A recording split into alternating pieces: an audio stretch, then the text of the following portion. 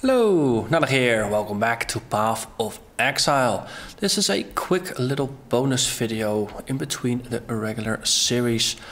Because I've got a question from someone to just show a little bit about the stuff that happens in between the episodes, and more importantly about the crafting that goes on in between episodes. And as I was about to actually start crafting on the bow we just found, I figured I might as well record it and just talk about the thought process as I am crafting. So we found this Miracle Blast long bow, which it has some interesting elemental damage on it. It has quite some lightning damage added. It has a low amount of physical damage on it, but as I discovered when I put it in the bowmaker's tool, I was initially thinking, well, maybe we can improve the percentage of physical damage that gets added. That's going to be this one. As we level up Torah, we also get another one that increases the percentage even more. But with that I was thinking, no, if we rolled 50%, then it becomes, the 6 to 25 becomes about 9 to 37. Then I realized, wait, we actually have a physical amount of damage added. And we are currently level 22. If we were to apply this one to it, then the item requirement of this bow would bump up to level 20. I also have this one available, but that would bump the requirement up to level 30. As we are not level 30 yet, applying this craft would actually make it unusable to us. So this is the best we can do. So this is the minimum damage that could get added. It's going to be 10 to 13 and then 20 to 25. If you compare that with the base damage of our bow, effectively we are doubling the damage, with especially the lower end getting a nice bump. All of that for the low price of 6 orbs of alteration, of which we currently have plenty. So if we apply that, we roll 11 to 22 and our damage goes up to 17 to 47 on the bow. So we could have a look. We currently have a listed DPS for Ice Shot of 234.3 damage. And it actually goes down, not up, the way you might expect based on the listed amount of damage. Let's see, this one has a faster attack speed. That definitely has its impact here. Oh wait, we have both of the heralds in here. That's fair. So okay, so now both of the heralds have been disabled. Let's check it again. 200 DPS. If you don't put the other bow in, 220. So actually our effective damage went up by 10%. So the before and after, I was comparing it with the heralds active or not active, and that does make a bit of a difference. But it also means that this is now effectively a better bow. It's slightly slower, but it hits harder, with an eye towards wanting to use our mana as effective as possible. If we attack less often but do more damage overall, then that's probably going to be a better deal. Also, the bigger the hit, it's going to be pure cold damage. So the bigger the hit, the larger the chance that will actually freeze something. So we can remove the MTX, and of course it's hidden somewhere in between. So we can just reapply the MTX. Okay, so at least our bow is nice and shiny again. Then this one I'll just put away in our old gear tab. Ooh, hey, we actually leveled into something from our previous character. Now that is useful. Let's have a look at that later. But the other thing is, this touches on another topic that someone asked about. I am using a 4-socketed item here and another one over here as well.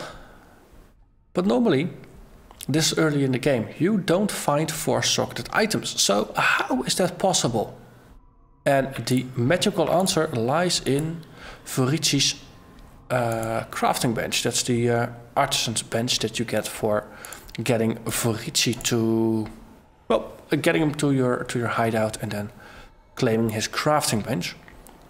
And depending on how he is leveled up, you can roll an item into 2, 3, 4, 5 or even 6 sockets. The price does go up quite a bit. And you can also guarantee that you link the sockets. But here, for the price of 10 Jeweler's Orbs, we can actually add a 4th socket to it. And as you see, I'm pretty darn poor and I don't have enough fuses to guarantee this into a 4 link. So this is the best we're gonna get for now. Might buy some fuses, but for now we'll just roll with it. Let's see, we have a 3 link, but we have a bit of a collection. Oh, this is beautiful. This one wants to be by itself, and that one is now also by itself. So we have our heralds back. On the other hand, maybe this is a good opportunity to also have a little bit of a look at what we are doing and where. Yeah, these gloves are not really worth it to craft because they're just blue gloves. They add some decent low level mods, but we will replace these as soon as we find something that's decent. So for now we're just gonna stick with it, but the color combination makes it really nice to just stick our heralds in here like that, and we now have 248 listed DPS with our things up. But we did gain a little bunch of sockets, so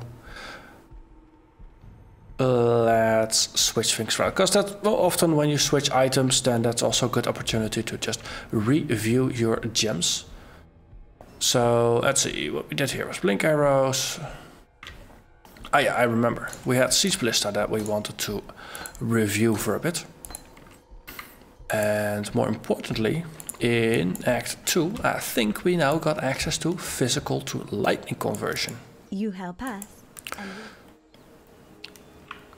Which, no, it's not going to be great against bosses, but it might be fun against regular mobs, or against rares or things.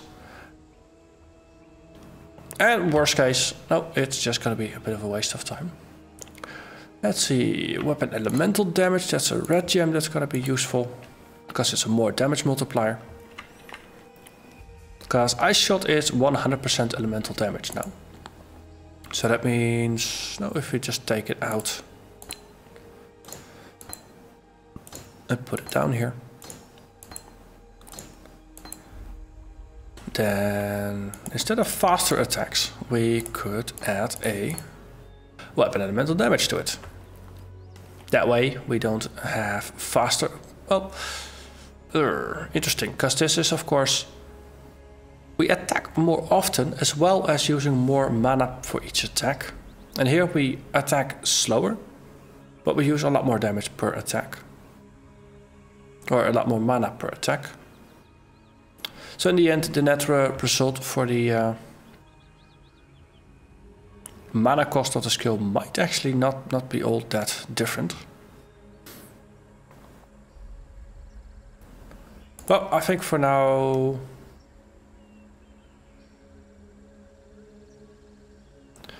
let's not muck about too much with the colors there, though. This is actually a very appropriate base to try it. If there's anything that's worth trying it on, is gonna be this one. So it might as well. For reference, let's have a look at what the cost is gonna be currently for our Ice Shot. That is 11 mana per cast, and that's an attack time of 0.58. So that's attacks per second is 1.4. So that's going to be about 15 mana per second. Let's try to remember that number. So if we want that, then we want 2 green, a red and a blue. 2 green, a red and a blue.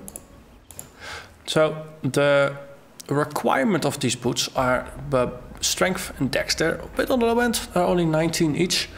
But strength and dex means that these are on average gonna roll red sockets and green sockets about the same And every once in a while they'll add a blue. And the higher those requirements go up, of course, the less likely it is to roll a blue one.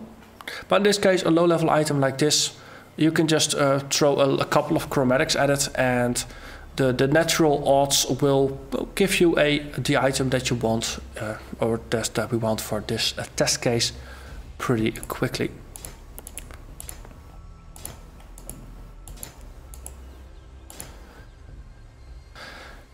And we are down to 14 mana, or up to 14 mana per cast, but we have an attack time that is slightly slower, but but we're still actually attacking pretty quickly. So we actually got a lot more expensive in terms of mana, but our in-town damage is now up to 248. Let's go down back to the hideout and have a look. 282 damage per second.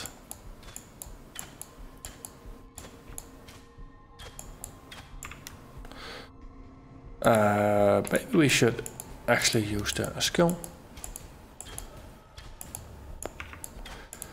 So it feels sluggish. Also uses quite some mana. I think this was not quite the right move for us, but at least we tried. So weapon elemental damage instead of faster attacks. Oh, wait. Actually, 282 if we swap out added cold. 295. We have a bow that has a pretty decent flat physical base damage. So then the added cold damage is going to be relatively small compared to the base damage of the bow. And then of course the more multiplier on the weapon elemental damage is going to be pretty darn potent.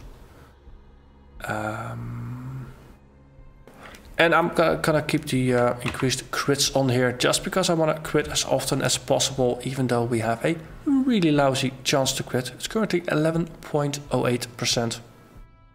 So that's going to be 1 in 9 hits that actually crits. But no, that way at least people get used to it. Okay, next, a victim, Siege Ballista. Fist Lightning, added crits, and then weapon elemental damage wasn't actually quite that bad, was it? For the build. Though we also picked up, where was it? Physical projectiles. That's a more damage multiplier as well, but it does a lower projectile speed.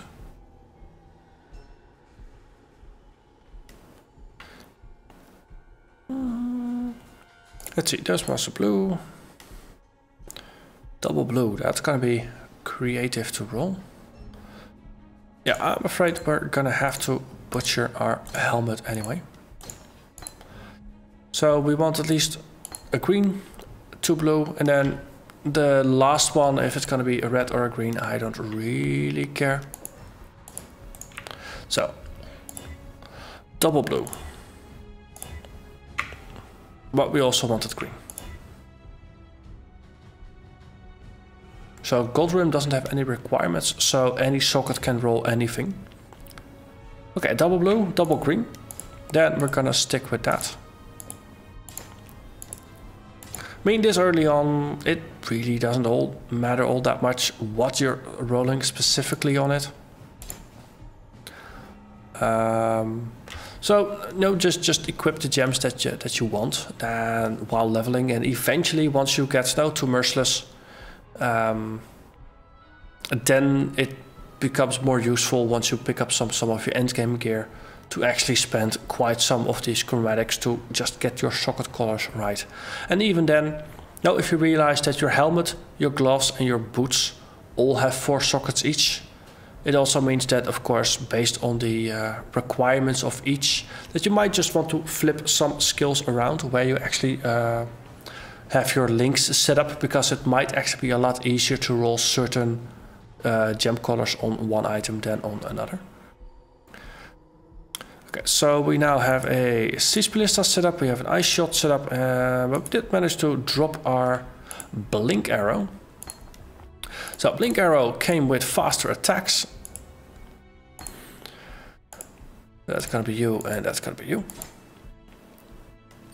Then the question becomes, what are we gonna add to a blink arrow? 147 DPS. So added cold. 176. And that's all we currently have. You don't really need to add anything more to blink arrow than faster attacks. Multiple projectiles maybe, but for now it's also making it more expensive. 17 versus 22 mana. That's always the trade-off. And we have a nice socket here for a Vaal lightning trap. Let's just put it there. And then we'll just put the other aura over here, like that. And then we have our body armor completely devoid of Sphinx. But I've already been gathering some gems that will be useful in the future. We found these in our with the previous character. Summon Ice Golem. We found one that has some quality. Quality golems adds life and minion damage to the golem, so it just becomes a little bit sturdier. Ice golems grant increased crit chance and accuracy, which is rather useful for a crit build like us. And of course, stone golem, its main benefit is that it taunts and it provides you with life regen. But if you're gonna go with Vaal Pact, you have no more life regeneration, and therefore Stone Golem loses a lot of its charm. So once we hit level 34, we have an Ice Golem waiting for us. Power charge on critical might be useful to actually get some power charges for ourselves. Power charges boost your chance to crit, so this basically gets you on a bit of a snowball. Once you start critting, you crit more. Something to consider once we get there. And Purity of Ice. I also noticed it. Once you level Purity of Ice up, it grants a increased maximum resistance to ice damage, or to cold damage. Depending on how much damage we're going to be putting out and how damage reflect is going to be for us, Purity of Ice might be a nice to have, or it's going to be a requirement in order to not kill ourselves when we encounter reflects. Though with Vaal Pact granting instant leech, that might actually not be an issue, but I put it in here just as a reminder that Purity of Ice might be useful for the build in order to increase our maximum resistance to cold. Because of course then we will be taking less damage. For a similar reason, once we get up to here, Survivalist here gonna grant us +1 to maximum cold resistance. We will of course be grabbing that one as well. And with that, I think I've been talking long enough about crafting and rearranging our gems. So for now, I'm gonna thank you very much for watching, and I hope to see you again next time. Bye bye.